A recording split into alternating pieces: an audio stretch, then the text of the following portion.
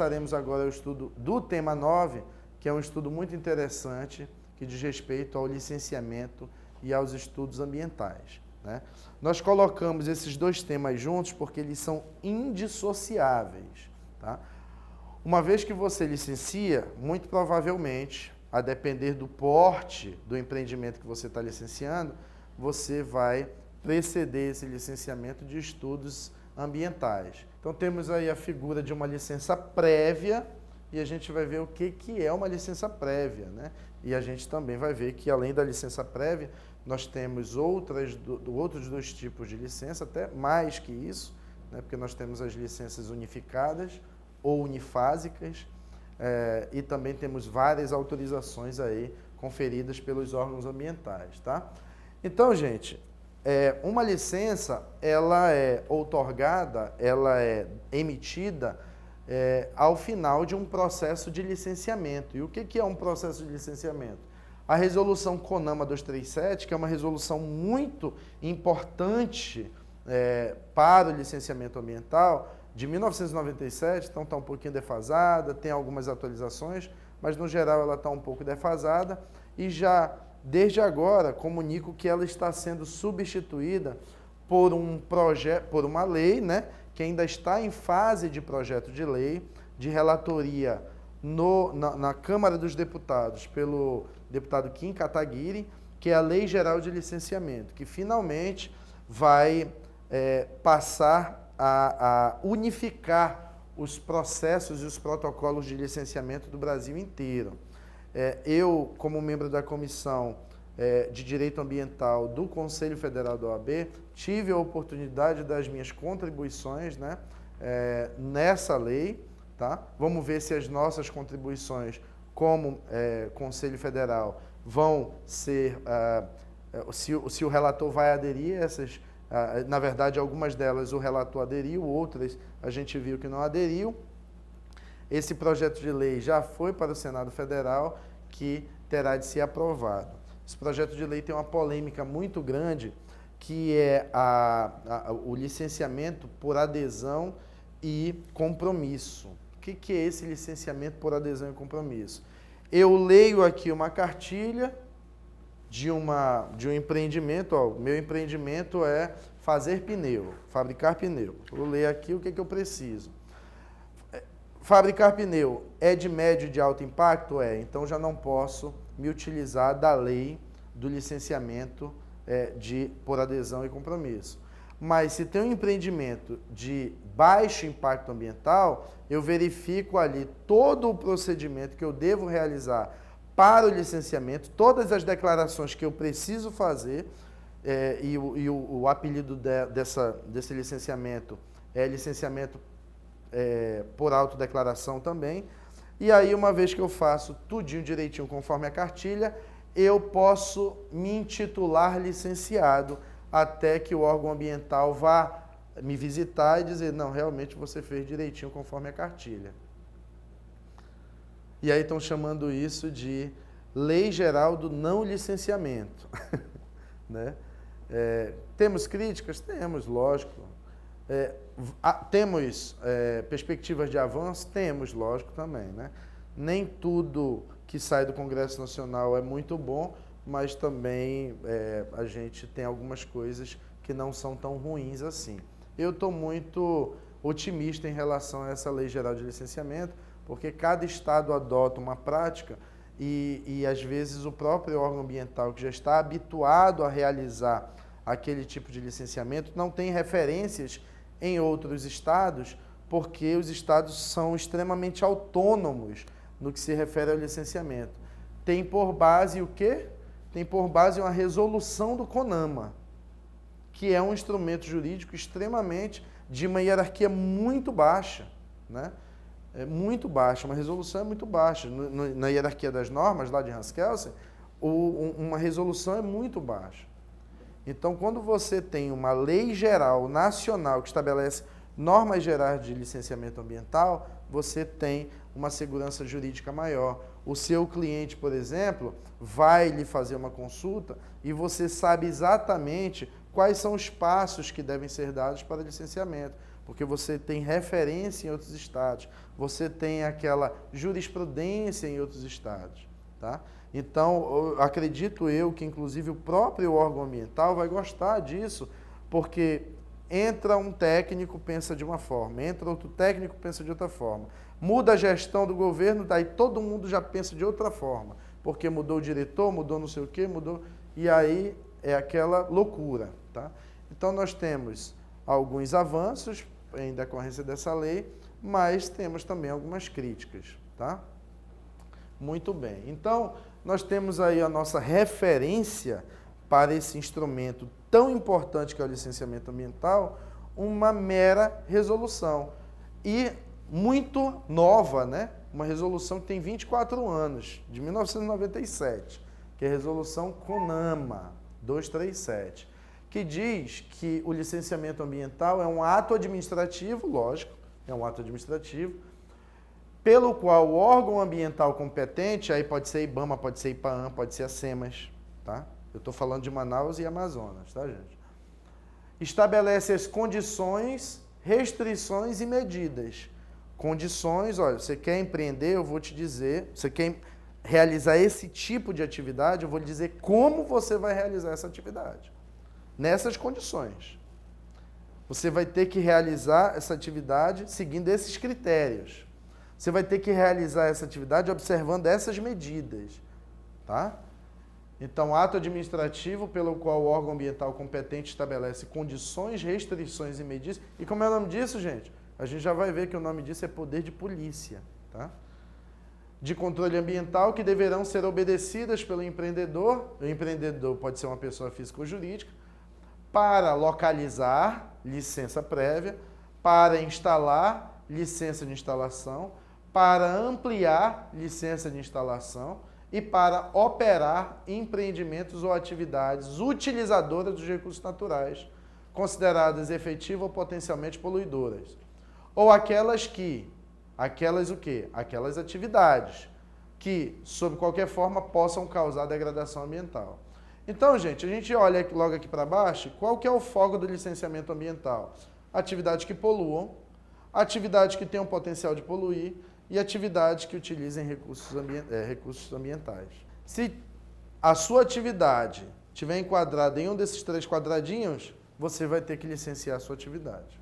E aí veio a Lei Complementar número 140, que aí trouxe um alento, né? Trouxe um alento de 2011, tá, gente? Super recente. Trouxe um alento, pelo menos, para definir algumas competências, definir alguns conceitos, tá? E a Lei Complementar número 140, por sua vez, já define o licenciamento ambiental com outras palavras, como sendo a mesma coisa que nós lemos acima, tá? É um procedimento administrativo destinado a licenciar atividades ou empreendimentos utilizadores de recursos ambientais, efetivo ou potencialmente poluidores, ou capazes, sob qualquer forma, de causar degradação ambiental. Eu prefiro a definição da resolução CONAMA 237, que é mais ampla, tá bom? E aí, gente, a atividade deve ser submetida ao licenciamento ambiental? Não sei. Ela utiliza recursos ambientais? Sim, então ela deve ser submetida. Ela se utiliza de recursos ambientais? Não. Mas ela polui? Polui, então tem que licenciar. Ela não utiliza recursos ambientais, ela não polui, mas ela tem um potencial poluente. Está ali, em qualquer momento pode acontecer algum problema e poluir. Então, precisa licenciar, tá? Agora, se ela não precisar utilizar de recursos ambientais, se não for uma atividade que polua ou que tenha um potencial de poluir, a atividade já está autorizada. Mas, se a sua atividade estiver encaixada dentro de um daqueles 3 quadradinhos, se sim, ela tiver de ser licenciada, há necessidade de impor condicionantes ou restrições da atividade. Pode ser que haja necessidade, pode ser que não haja necessidade. Pode ser que o seu licenciamento não exija a imposição de condicionantes. Pode ser. Mas pode ser que o seu licenciamento exija a imposição de condicionantes. Não há necessidade de impor condicionantes ou restrições à atividade. Ok, atividade autorizada. Sim, há necessidade de impor condicionantes ou restrições. Quando as condicionantes e as restrições forem impostas, no decorrer do procedimento de licenciamento ambiental, que vai vir no verso dessa licença aí, tem várias condicionantes, né? Várias restrições que o empreendedor precisa observar. Uma vez que essas condicionantes e essas restrições são impostas, a atividade está autorizada. A atividade está autorizada por meio do licenciamento, tá? Por meio do licenciamento. Ok? Muito bem. E aí, gente, vem a grande discussão. Por que a gente chama esse negócio de licenciamento ambiental se, sob o aspecto administrativista, ela tem tudo a ver com uma autorização e não com licença? Gente, nós estudamos lá no direito administrativo que nós temos 3 formas de autorizar um empreendedor a realizar uma atividade. A gente tem a forma da concessão, a gente tem a forma do licenciamento e nós temos a forma da autorização. E isso, além de vários institutos que estão ligados a cada um desses 3 tipos de outorga para o empreendedor, nós temos a questão da precariedade. A autorização é a mais precária de todas. E a concessão é a menos precária. Tá? O que significa essa precariedade? Quando é muito precária, a qualquer momento você pode suspender aquela autorização, aquela outorga. Quando é menos precária, não é assim. A pessoa já goza de direitos, né? Já a autorização, os direitos são muito precários. Então, na verdade, não deveriam ser chamadas de licenças ambientais, mas de autorizações. Não obstante, nós temos autorizações ambientais, que é diferente das licenças, tá? Então, na verdade, não deveriam ser chamadas de licenças ambientais, mas também de autorizações. As licenças administrativas têm natureza vinculativa e não precárias, tá? Elas são incorporadas ao patrimônio do licenciado. Já as autorizações possuem natureza discricionárias e precárias. Senhores, um empreendimento licenciado, quando se verifica, mesmo a observância daquelas restrições impostas pelo órgão ambiental, aquela licença pode ser suspensa pelo órgão ambiental. Licença ambiental não se configura em direito adquirido. Então, as autorizações possuem natureza discricionárias e precárias, podem ser suspensas ou canceladas discricionariamente em caso de suspeita de poluição. Muito bem, senhores. O que é impacto ambiental? Muito simples, a gente só observa uma outra resolução, que é a resolução 01 de 86, super recente, né? Mas é uma resolução que, também do CONAMA, tá? Do Conselho Nacional de Meio Ambiente, que ela, nesse tocante, ela não se desatualizou tanto. O que é impacto ambiental? A poluição ela foi definida lá na Lei da Política Nacional de Meio Ambiente, no artigo 3º, né? Conceito de poluição que nós vimos lá. Impacto ambiental, é isso que nós estamos definindo. Para efeito desta resolução, considera-se impacto ambiental qualquer alteração das propriedades físicas, químicas e biológicas do meio ambiente, causada por qualquer forma de matéria ou energia resultante das atividades humanas, tá? Atividades humanas. Então, gente, o impacto ambiental, quando resulta de uma energia não humana, não é considerado impacto ambiental, tá? É processo natural, tá? Então, de qualquer forma, de matéria ou energia resultante das atividades humanas que direta ou indiretamente afetam a saúde, segurança e bem-estar da população, as atividades sociais e econômicas, a biota, as condições estéticas e sanitárias do meio ambiente e a qualidade dos recursos ambientais. É muito parecido com poluição, né? Muito bem. Na prática, quais atividades devem ser licenciadas? Gente, naquela resolução 237 do CONAMA, tem um anexo. Esse anexo tem um rol de atividades. Então, todas as atividades que estão naquele rol têm que ser licenciadas. E somente aquelas atividades, não. Aquilo é um rol meramente exemplificativo. Quem vai definir quais atividades que precisam ser licenciadas é o órgão ambiental.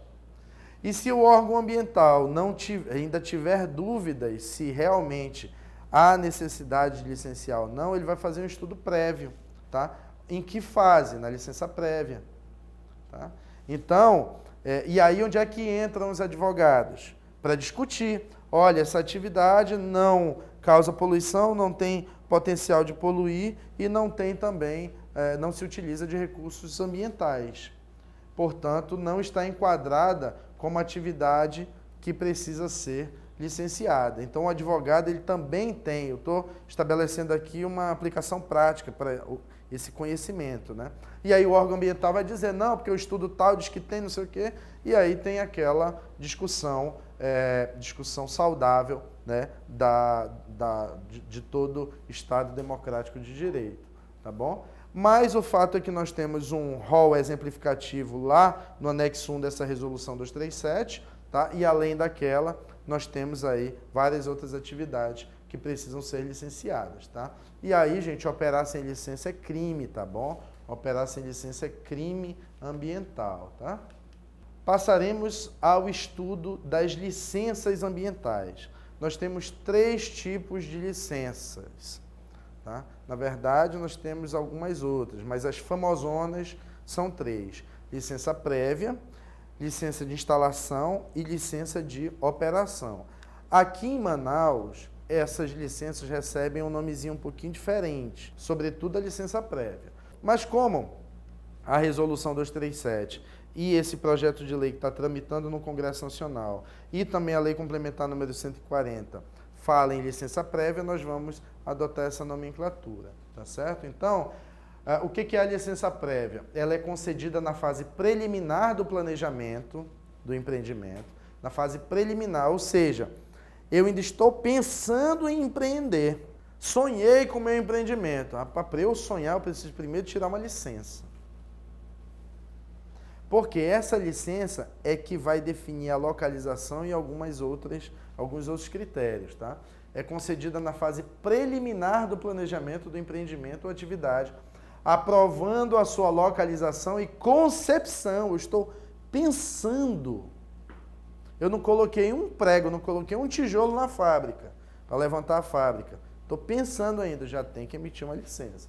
Por quê? Porque ela aprova a localização e a concepção. Se você estiver pensando em instalar uma determinada atividade numa área cujo zoneamento diga que não é compatível com aquele empreendimento, você terá a sua licença negada. Você terá o seu empreendimento negado. Por quê? Porque a localização é incompatível com o plano diretor, com o zoneamento daquela área, tá? Muito bem.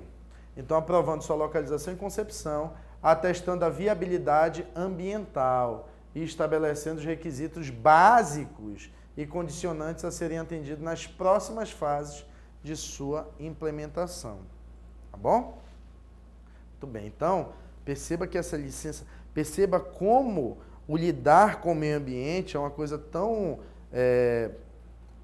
preocupante que no momento em que eu estou pensando num projeto, eu já preciso tirar uma licença, tá?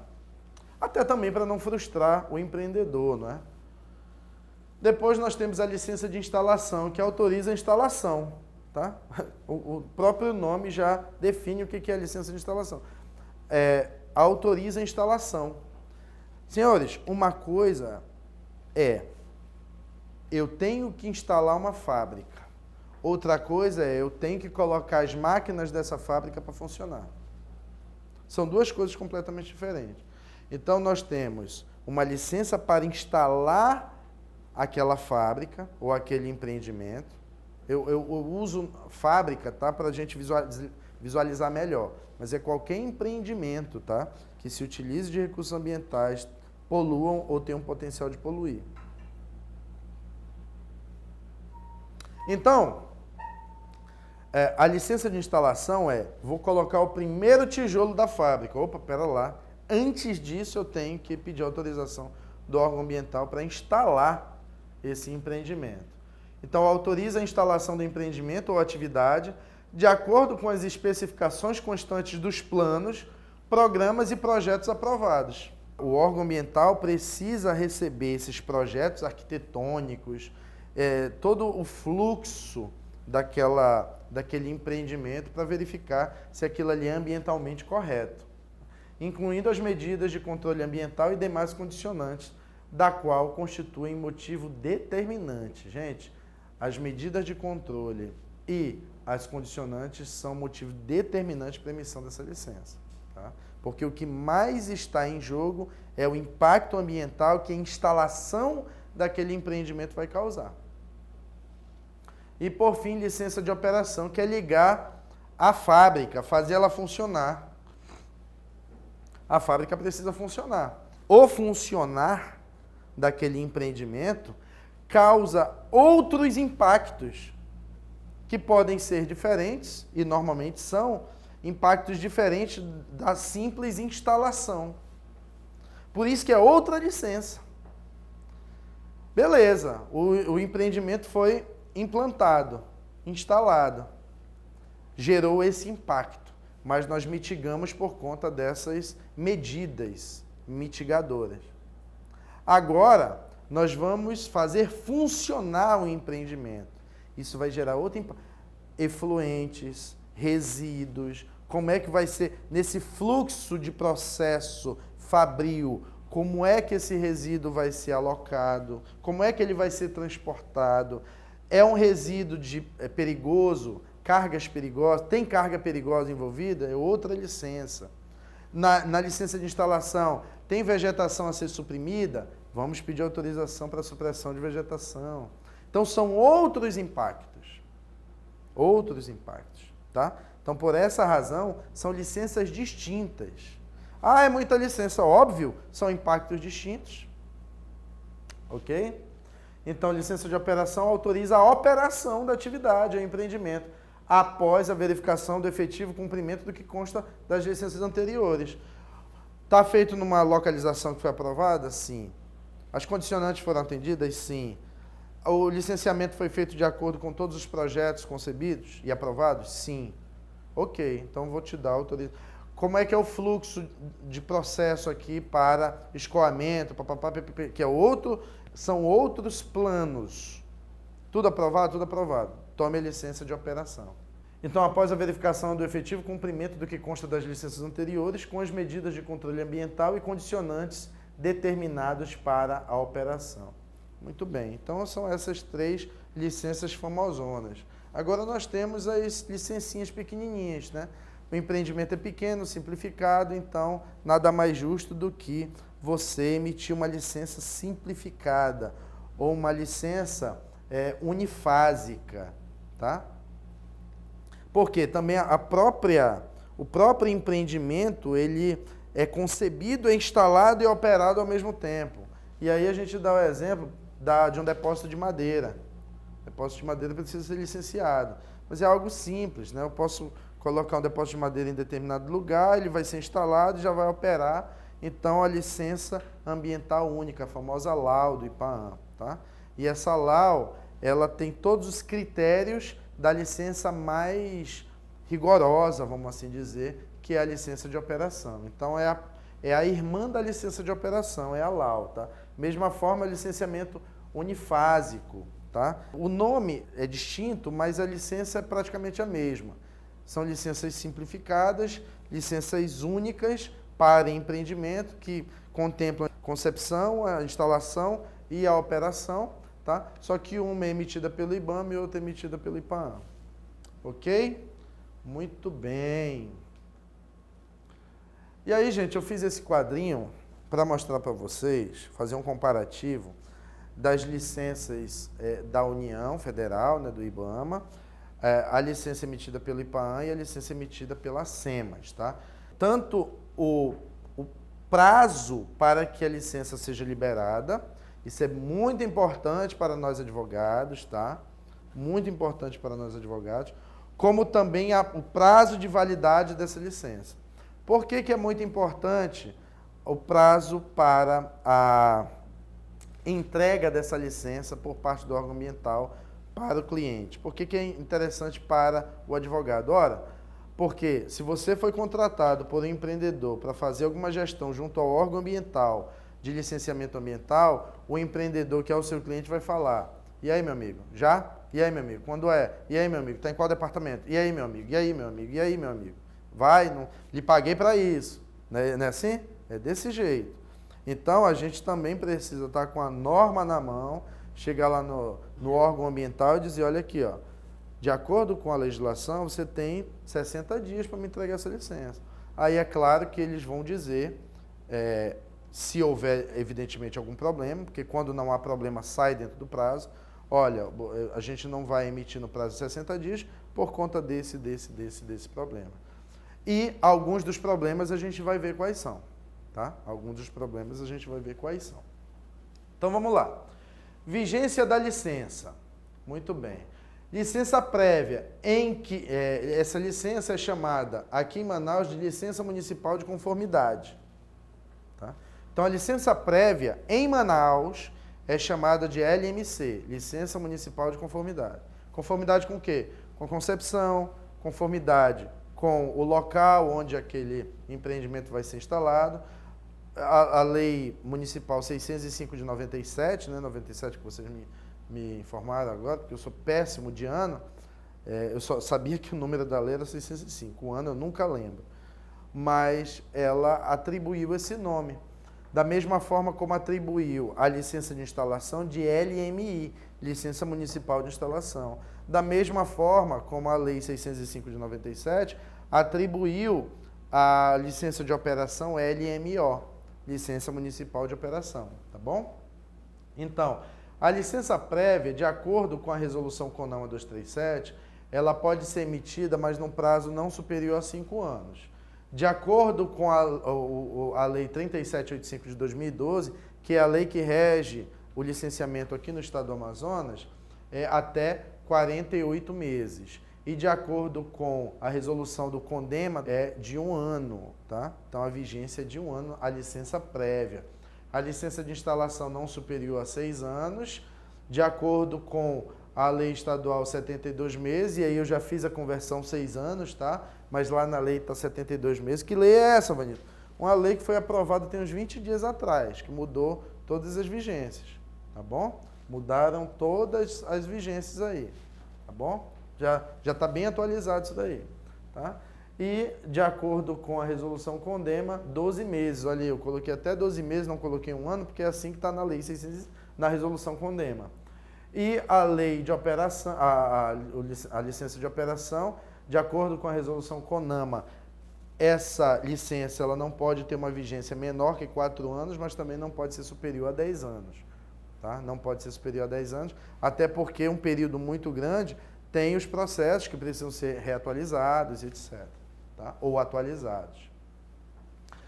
Na lei 3785, já atualizada, ela vai de 48 meses a 120 meses, ou seja, equiparou a resolução do CONAMA e a resolução CONDEMA também até 12 meses. O que é estranho, né? Porque eu tenho a impressão de já ter visto licença de operação municipal com prazo superior a 12 meses. Tá? E a LAU, como eu disse para vocês, é a prima da LO, então manteve ali a de 48 a 120 meses. Tá bom? Muito bem. Agora os prazos do órgão para conceder a licença, e aí onde a gente entra. Quer dizer, nesse primeiro aqui também a gente entra, tá? Porque às vezes o órgão ambiental dá ali 48 meses, mas você entende que a atividade ela precisa ter um prazo de vigência maior, afinal de contas, gente, licença é grana. Então, se o órgão ambiental te dá uma licença de 4 anos e te der uma licença de 8 anos, você economizou com qual licença? Com a de 8 anos, não é? Então, você também tem que conhecer tecnicamente para dizer, olha, claro que você vai precisar se fundamentar tecnicamente, não apenas juridicamente, tá? Então, não é só o advogado chegar lá, sentar com o órgão ambiental e falar que quer uma licença de 8 anos. Ele precisa dizer também as razões pelas quais aquela licença precisa ser de 8 anos. Tá?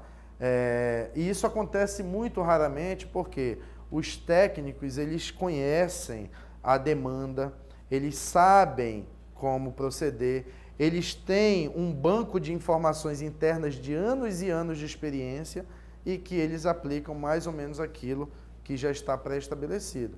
Mas nada impede de, devido à peculiaridade de um projeto ou outro, requerer um prazo de vigência maior. E aí, repito, você precisa ter embasamento técnico ambiental para isso e não apenas jurídico. Tá? Prazos para o órgão conceder licença. Doutor, está demorando muito a emissão dessa licença. Fácil. Vamos na norma para dizer o que a norma... Vamos na norma verificar o que a norma diz. A licença que não precise de estudos ambientais, de acordo com a resolução CONAMA 237, ela precisa ser emitida em 6 meses. De acordo com a lei 3785 do Estado do Amazonas, ela precisa ser emitida em 30 dias. E de acordo com o CONDEMA, ela precisa ser emitida em 6 meses. Mesmo do federal. Tá bom? Então veja como o órgão ambiental estadual ele foi muito generoso. Muito generoso. E assim, é um desafio muito grande você emitir uma licença ambiental num prazo de 30 dias. Mas o órgão ambiental estadual, por meio da lei estadual, diz que é 30 dias. Quando não tem estudos ambientais, tá? E aqui no município, gente, eu não estou falando de licença municipal de conformidade, tá? A licença prévia. É só para licença de instalação e licença de operação. Já com estudos ambientais, desde que não seja o EI e a RIMA, o IBAMA emite a licença em 6 meses, o IPAM em 60 dias e a SEMAS em 6 meses. De acordo com a lei, tá? Isso é na teoria. E se houver estudo EIA-RIMA ou audiência pública, o CONAMA emite em 12 meses, o IPAM emite em 180 dias, 6 meses, e o CONDEMA em 12 meses. Né? Nosso órgão ambiental estadual é bastante ousado, né? Que bom, que bom. Gente, é claro que se houver alguma pendência do empreendedor, esses prazos não têm como ser obedecidos, evidentemente. Porque a bola voltou para o pé do empreendedor. E aí, se o empreendedor demorar 6 meses para entregar uma pendência documental, é claro que o órgão ambiental não vai ter como atender a esses prazos. No entanto, tem uma regrinha que é polêmica e é uma regrinha que não é muito bem interpretada, nem para vários órgãos ambientais, nem para empreendedores. E essa regrinha está estampada tanto na Resolução 237, como também na Lei Complementar número 140. Só que eu peguei aí, e também na lei estadual, tá? Também na lei estadual. Desculpe, na Resolução CONAMA 237 eu não tenho tanta certeza, mas certamente na Lei Complementar número 140, que é federal, e também na Lei 3785 do Estado, que é de 2012, tem a mesma regra ipsis literis, que é o seguinte: vou ler e nós vamos interpretar juntos, tá? As exigências de complementação oriundas da análise do empreendimento ou atividade devem ser comunicadas pela autoridade licenciadora de uma única vez ao empreendedor, ressalvada aquelas decorrentes de fatos novos. Ora, se for fatos novos, pode ser mais de uma vez. Fatos novos. Parágrafo 2º. As exigências de complementação de informações, documentos ou estudos feitas pela autoridade licenciadora suspendem o prazo de aprovação, que continua a fluir após o seu atendimento, que é aquilo que eu falei. Se a bola está no pé do empreendedor, o prazo precisa ser suspenso. É óbvio que o órgão ambiental não vai poder atender aqueles prazos que a própria lei estabelece. Mas o nosso foco é no parágrafo 1º e eu quero chamar a atenção de todos. As exigências de complementação oriunda da análise do empreendimento. Eu não estou falando de CNPJ cuja xerox foi tirado tremida. Eu não estou falando da carteira de identidade do empreendedor que faltou. Eu estou falando de exigências de complementação oriundas da análise do empreendimento. É uma coisa muito forte isso, gente. E aí o IPAAN trouxe uma solução muito interessante. Qual foi a solução trazida pelo IPAAN? Quando você protocola um pedido de licenciamento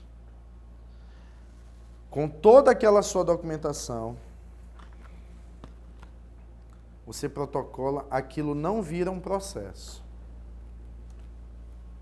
Aquilo vai ser analisado com bastante critério para ver se toda a documentação exigida pelo checklist deles, se toda a documentação que consta do checklist foi apresentada. Se foi apresentada, aquilo que eles chamam de etiqueta vai virar processo. Por quê? Porque o órgão ambiental, ele só pode solicitar documentos adicionais ou informações adicionais uma única vez. Então o IPAAN deu essa solução, que é uma solução muito boa. As exigências de complementação oriundas da análise do empreendimento ou atividade devem ser comunicadas pela autoridade licenciadora de uma única vez ao empreendedor. O que isso significa? É necessário que se passe por todos os departamentos aquele processo, que já virou processo, deixou de ser etiqueta. Todo mundo faz a sua observação. Temos dúvidas sobre o empreendimento. Documentação não tem mais dúvida. Foi atendido o checklist. Está toda a documentação lá, visível, legível, na íntegra, formou processo, não tem documento adicional. Ah, eu preciso da certidão de nascimento da parteira do técnico que está fazendo o inventário florestal. Isso não existe. Aí é onde entram os advogados, para fazer aquela velha pergunta. Por quê?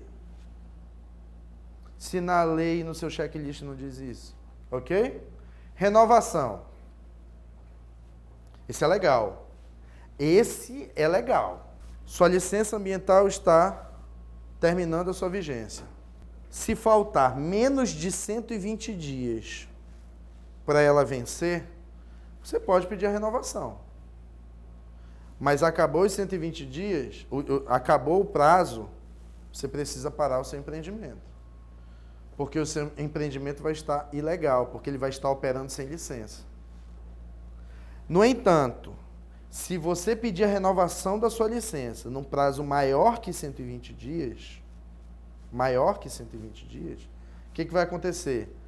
A sua licença vai vencer e você vai poder continuar operando. Por quê? Porque o legislador disse o seguinte: para renovar a licença, não é razoável que isso dure mais que 120 dias. E se durar, é um problema do órgão ambiental, não é um problema do empreendedor. Isso é legal. Então, moçada, muito cuidado em não deixar passar esses 120 dias. O pessoal fica na folhinha, no calendário. Muito cuidado. Nós vimos nas competências materiais ou competências administrativas que compete a todos os entes federados tomar conta do meio ambiente. Se compete a todos os entes federados cuidar do meio ambiente, significa que compete a todos os entes federados o que? Licenciar, fiscalizar e multar. Né? Então, se os 3 entes federados são competentes para licenciar atividades, qual ente federado licencia o quê?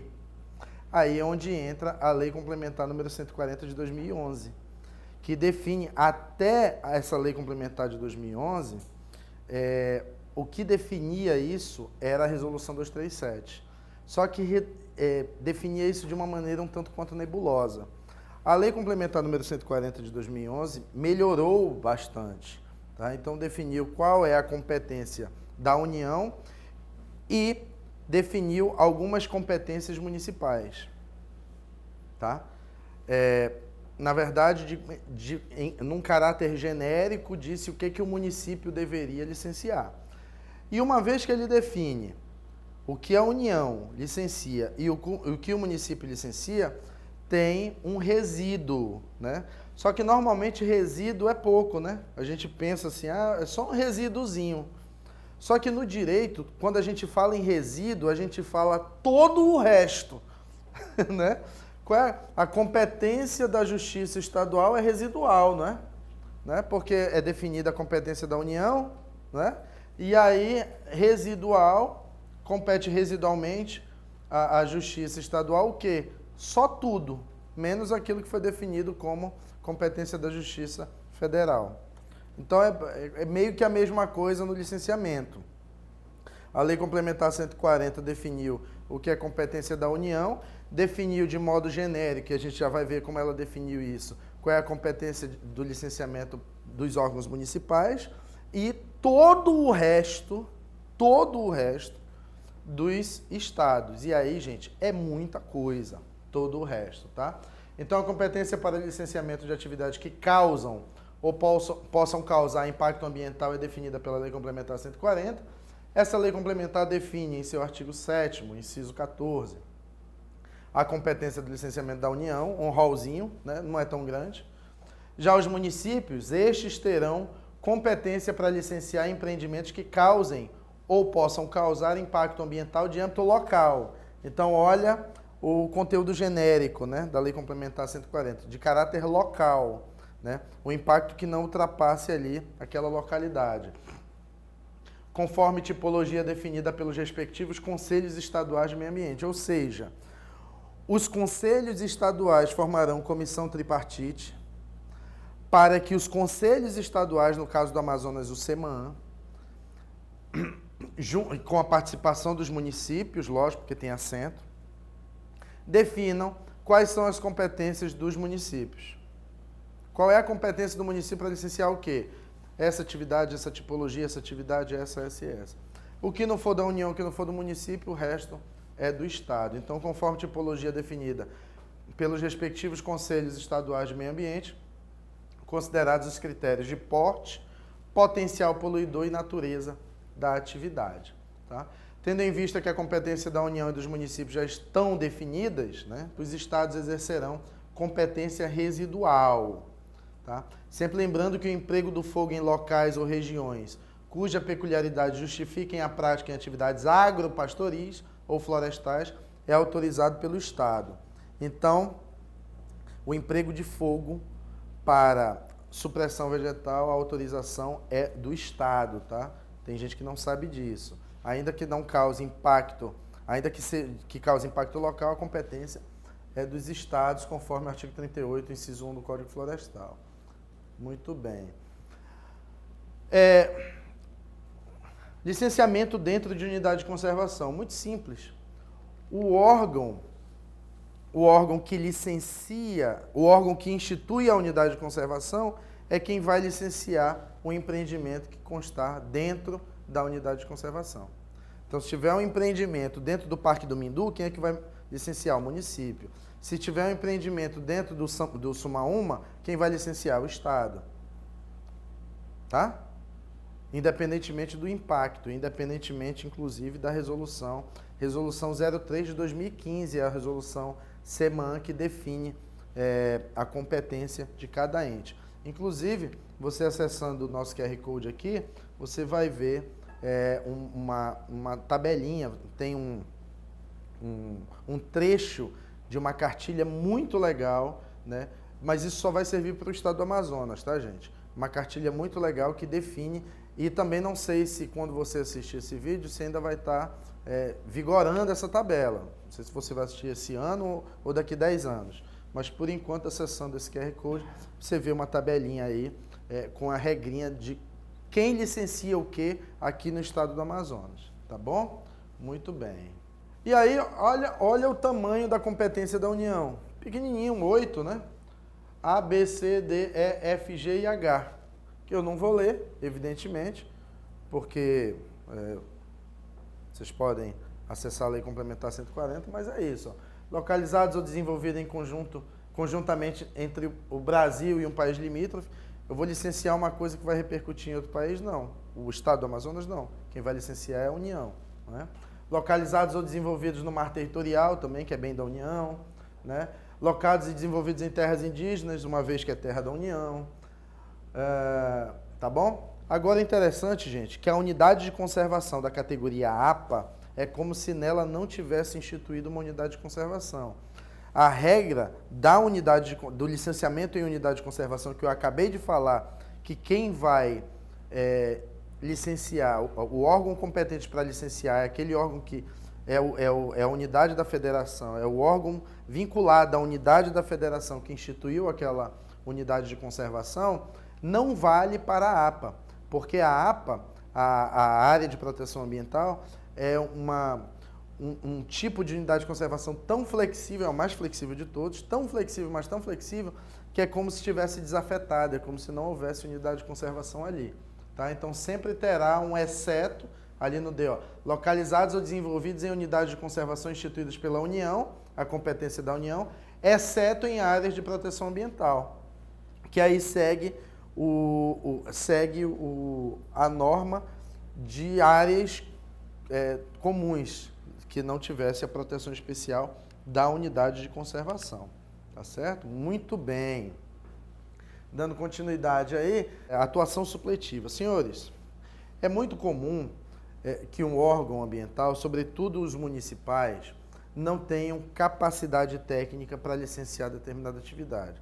Seja porque não tem técnico, seja porque não tem instrumental suficiente para realizar determinada atividade ou para verificar se aquele estudo corresponde com a realidade. Então, existe a figura da atuação supletiva. Se o ente competente for omisso ou não tiver capacidade, também na questão da omissão também, tá?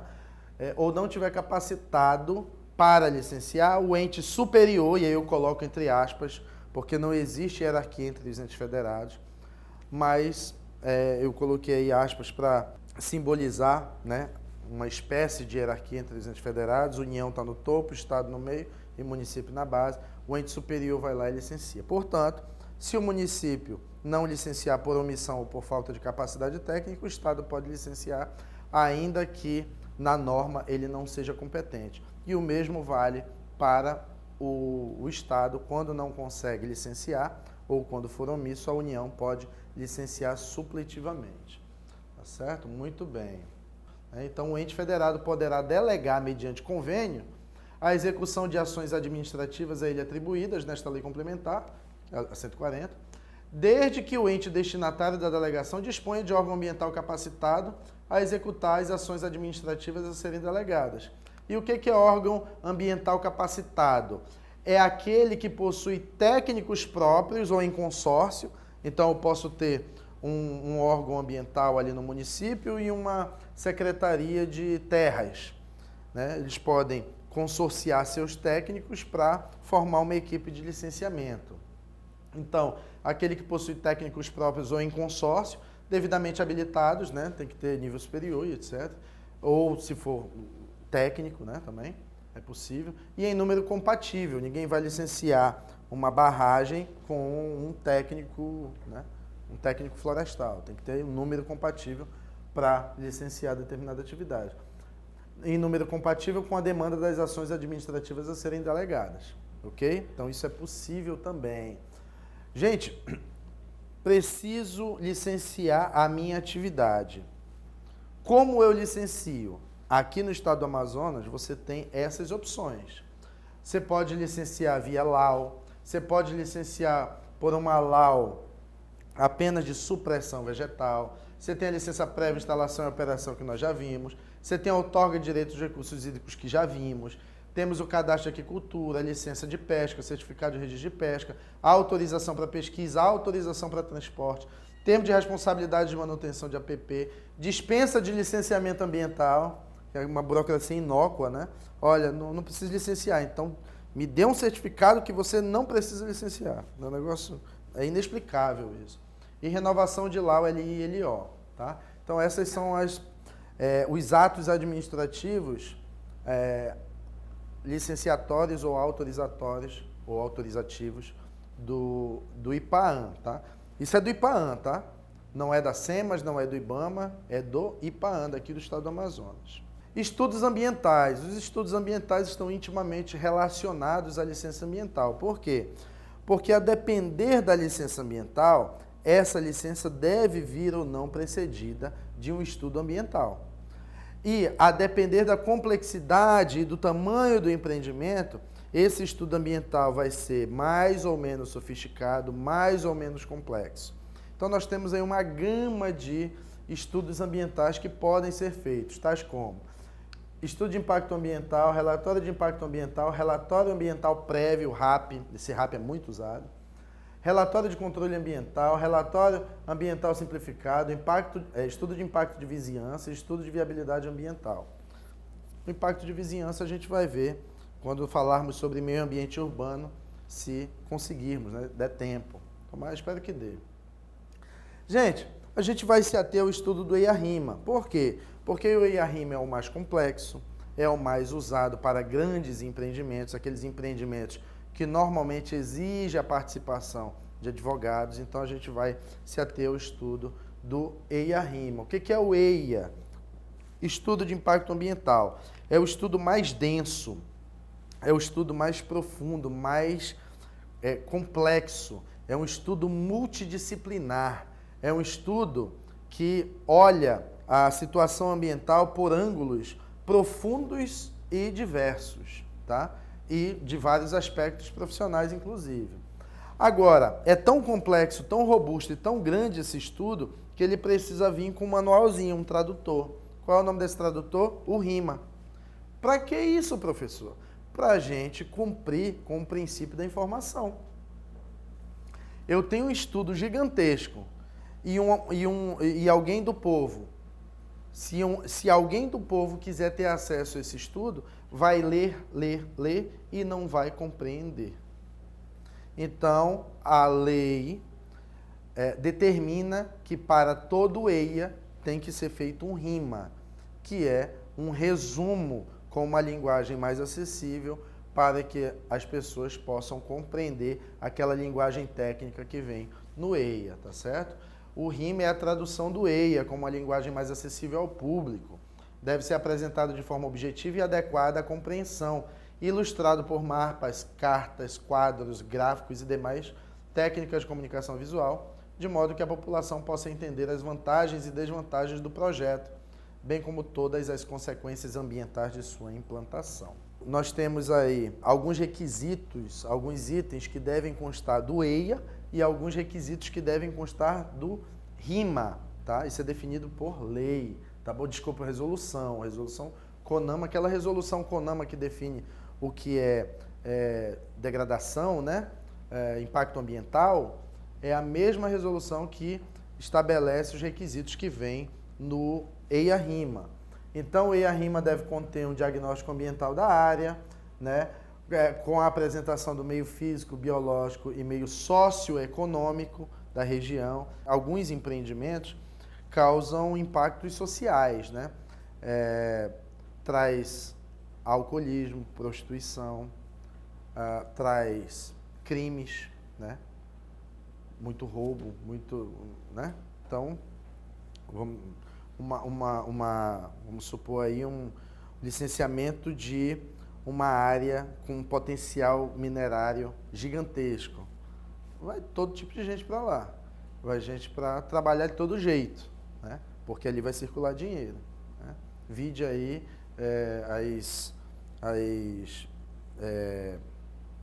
como é que chama? Onde a gente minera?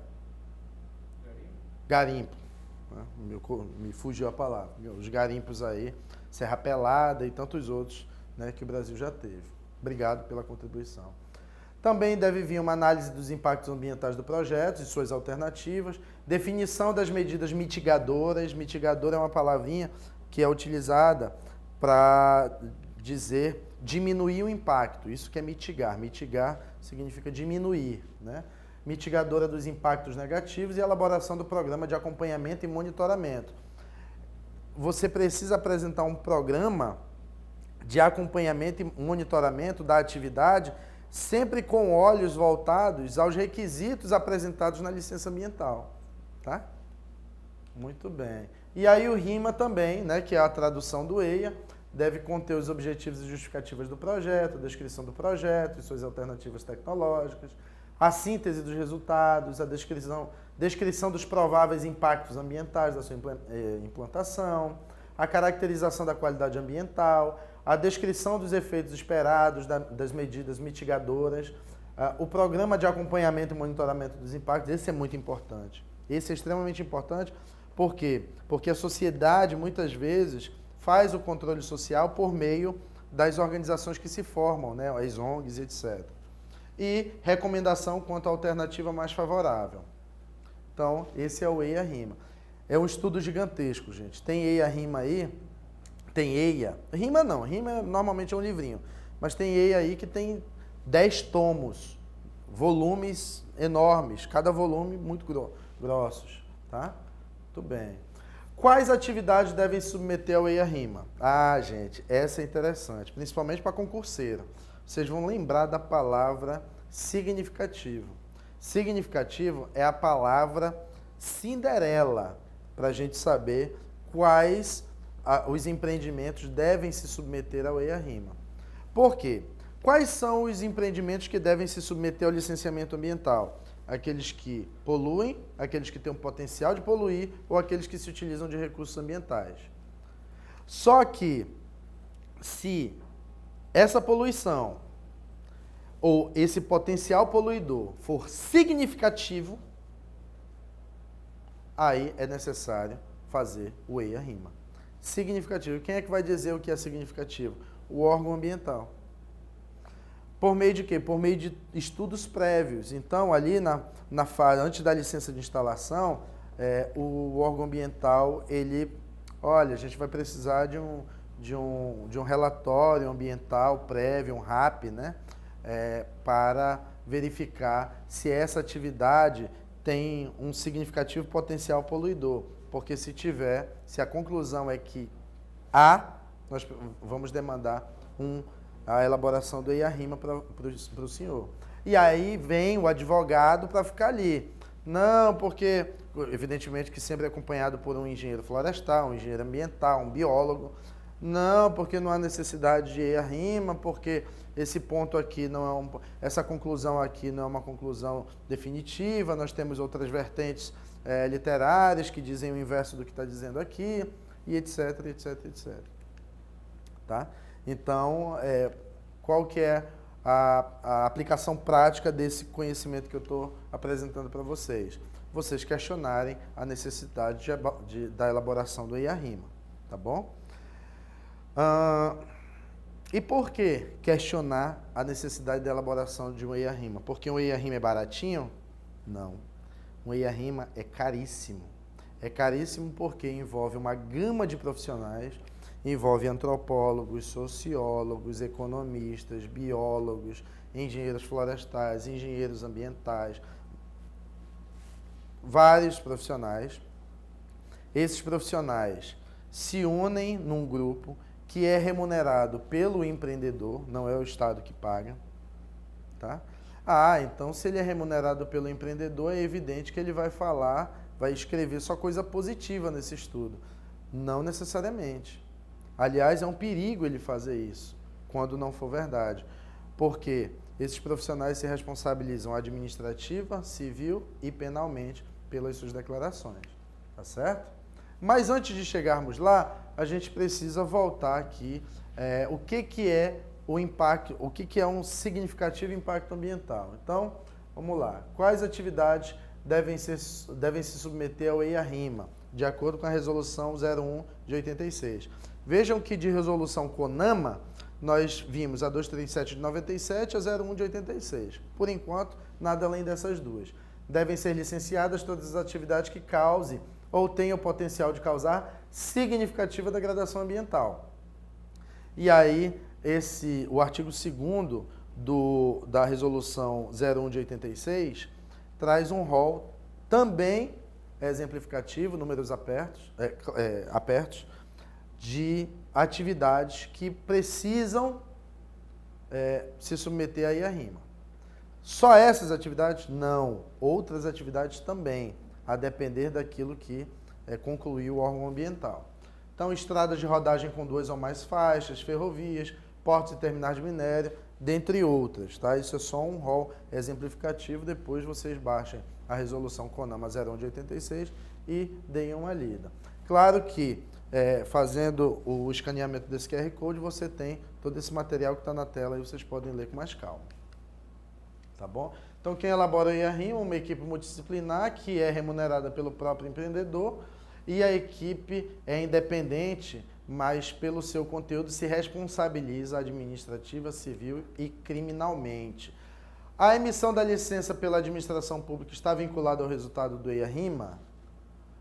Olha que interessante.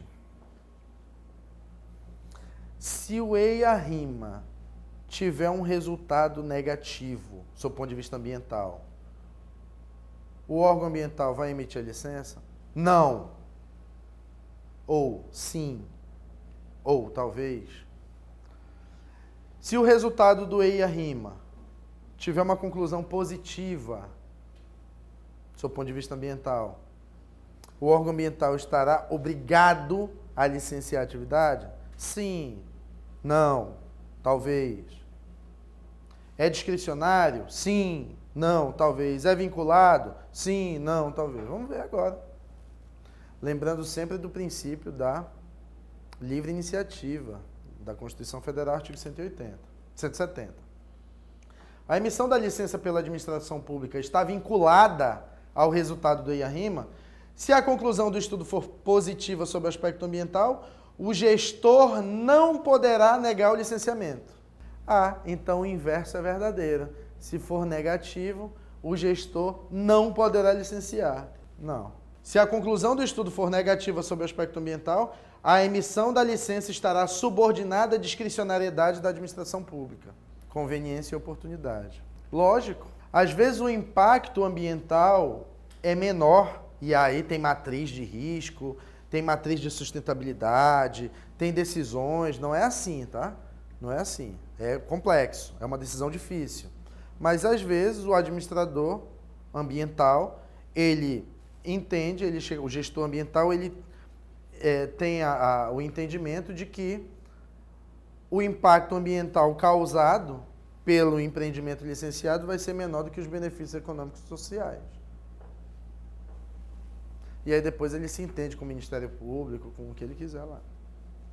Né? Porque com certeza vem a CP aí na cola dele. Com certeza. Tá bom? Mas aí ele se defende, contrata os advogados, né, do Cícero Luz e resolve. Né? Ou também o advogado do Vanilton Santos, advogados associados também.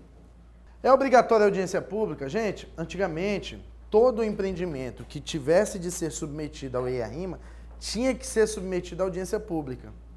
Tá? Houve uma alteração legislativa que disse o seguinte, não é mais obrigado, mas se pedirem é.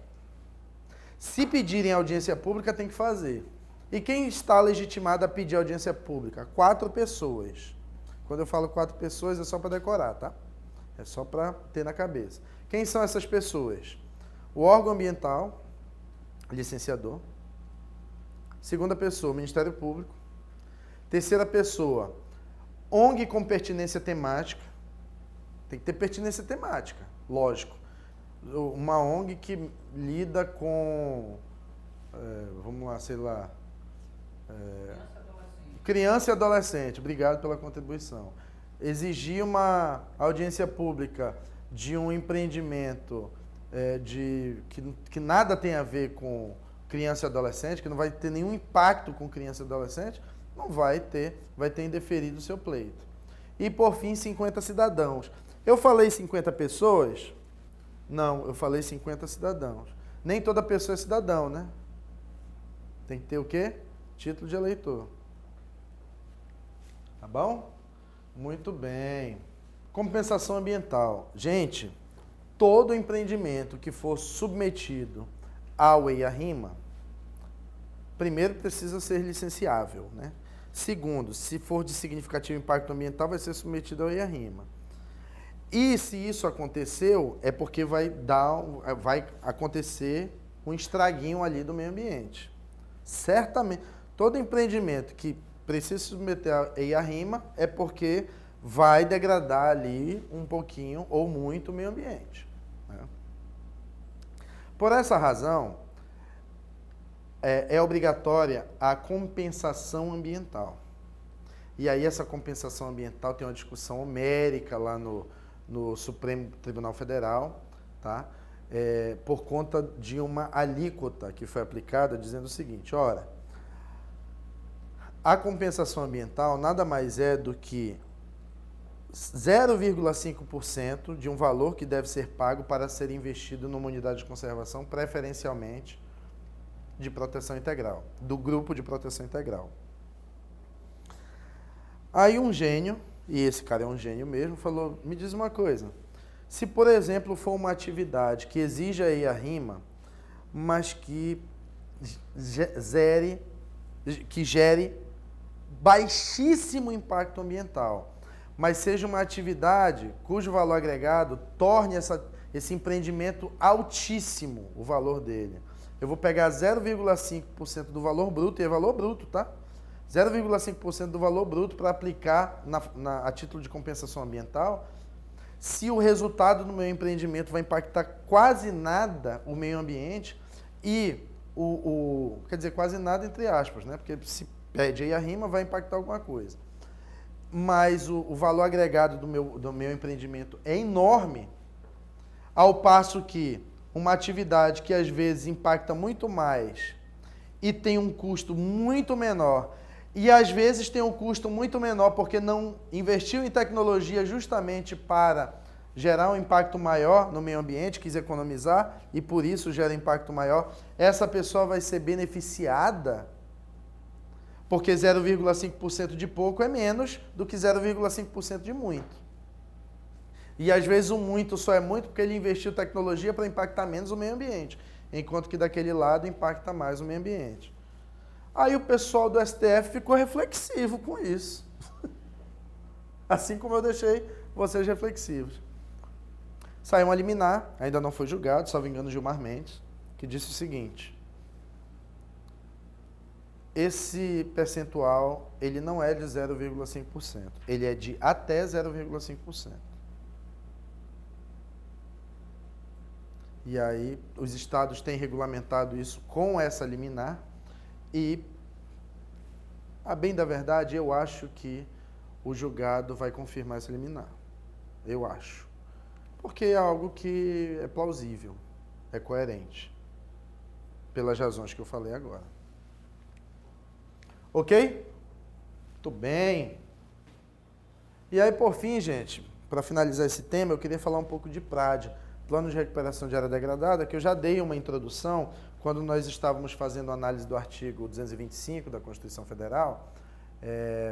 Nós dizíamos que todo empreendimento que cause degradação ambiental, independentemente de ser mineração, quando aquele empreendimento for concluído, o empreendedor que se aproveitou economicamente daquele ambiente, que é um bem de uso comum do povo, precisa restaurar aquele ecossistema, né, aquele local. Pelo menos tentar ao máximo possível torná-lo, voltar ao status quo antes.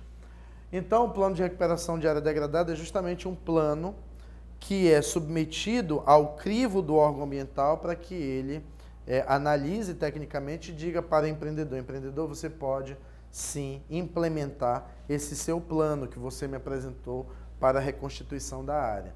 Portanto, é um plano criado pelo empreendedor, financiado pelo empreendedor, mas aprovado pelo órgão ambiental, que tem por finalidade voltar ao máximo possível o status quo ante daquela área. Tá?